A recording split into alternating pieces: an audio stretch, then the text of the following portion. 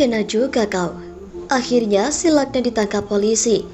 Inilah ganjaran keras bagi penista Al-Quran.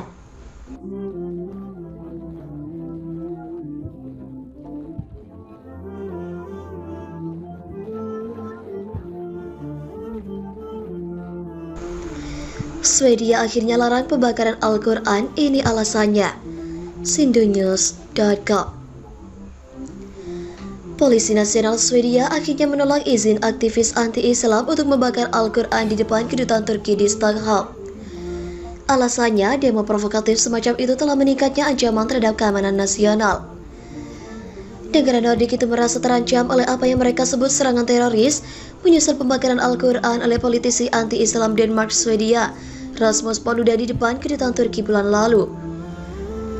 Turki telah mengancam akan memblokir pengajuan Swedia untuk menjadi anggota NATO setelah demi awal tersebut yang diizinkan oleh pihak berwenang. Sekarang Polisi Nasional Swedia menolak izin demo terbaru yang akan melibatkan pembakaran Al-Quran.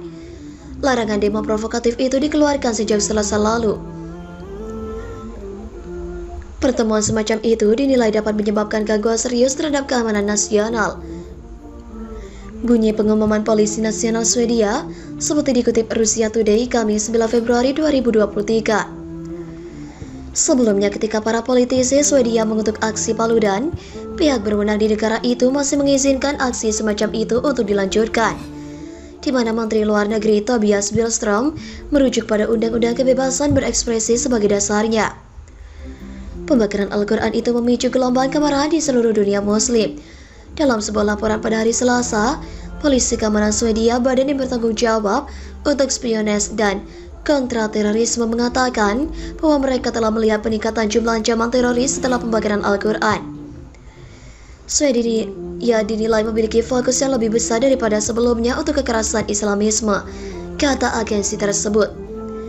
Polisi Nasional mengatakan telah membuat keputusan untuk menolak permohonan demo kedua setelah berdiskusi dengan polisi. Selain meningkatkan ancaman teror, demonstrasi oleh Paludan pada bulan Januari membahayakan upaya Swedia untuk bergabung dengan NATO. Swedia dan Finlandia sama-sama meninggalkan kenetralan mereka dan juga mendaftar untuk bergabung dengan blok militer yang dipimpin Amerika Serikat pada musim panas lalu. Tetapi penolakan Stockholm untuk melarang Paludan membakar Al-Quran secara terbuka mendorong Ankara untuk membatalkan pertemuan aksesi dengan kedua negara Nordik tersebut. Turki telah bentrok dengan kedua negara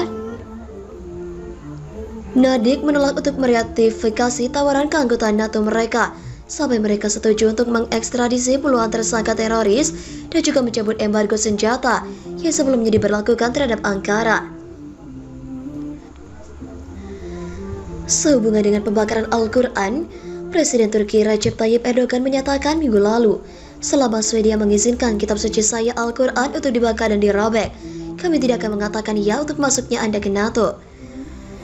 Meskipun Amerika Serikat adalah kekuatan dominan di NATO, semua 30 negara anggota harus memilih dengan suara bulat untuk menerima negara baru ke dalam aliansi tersebut. Terungkap, Rasmus Paludan, si pembakar Al-Quran, terindikasi pedofil. Rasmus Paludan, politisi anti-Islam Swedia Denmark yang berkali-kali membakar salinan Al-Quran, terindikasi memiliki selera seksual terhadap anak kecil atau pedofil. Itu terungkap dalam rekaman audio dari percakapan online Paludan. Rekaman itu mengungkapkan bahwa dia berbicara kepada anak di bawah umur tentang skenario seksual yang mengganggu dan gamblang, seperti seorang guru yang melakukan pelecehan seksual terhadap seorang anak laki-laki di depan kelasnya. Paludan melakukan percakapan seksual eksplisit dengan anak di bawah umur di platform media sosial Discord meskipun mengetahui bahwa lawan bicaranya itu masih di bawah umur.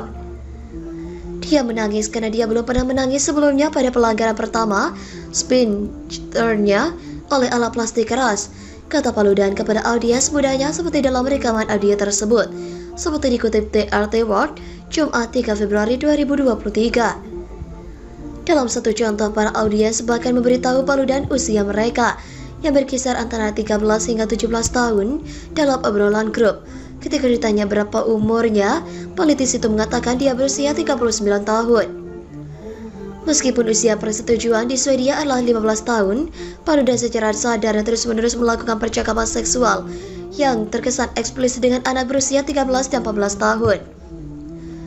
Contoh lain dari percakapan yang menunjukkan perilakunya yang mengejutkan terjadi pada 11 Agustus 2021 antara dia dan pengguna Discord lainnya, termasuk anak di bawah umur. Sebut saja dia user 1 untuk menjaga anonimitasnya. Paludan kembali melakukan percakapan mesum, menjelaskan kepada pengguna bahwa user 1 melakukan aktivitas seksual dengan seorang anak laki-laki di belakang toko kelontong Neto. Menanggapi cerita eksplisit Paludan, pengguna lain bertanya kepada user 1, "Ya, tetapi apakah Anda bekerja di Neto atau apa? Berapa umur Anda?" User 1 menjawab, "Saya tidak bekerja di Neto, saya berusia 14 tahun." Meski menyadari audiensnya di bawah umur, Paludan juga memberitahu salah satu pengguna Discord pada 14 Agustus 2021 bahwa dia telanjang saat berjalan di sekitar dapur. Selain itu, Paludan berbicara tentang Islam kepada anak laki-laki dalam upaya apa yang dia sebut mendidik atau menjelaskan kepada mereka mengapa dia tidak menyukai agama itu. Dia mulai menggunakan Discord setelah akun YouTube-nya dihapus pada Februari 2020. Dia tidak menghadapi tuntutan hukum atas obrolan yang tidak pantas, tetapi telah didakwa dengan total 14 pelanggaran di masa lalu, seperti rasisme, pencemaran nama baik, dan juga pelanggaran peraturan lalu lintas.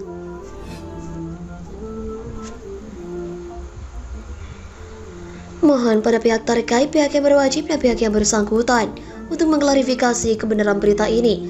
Kami hanya melasih dan memberitakan, Andalah yang memutuskan.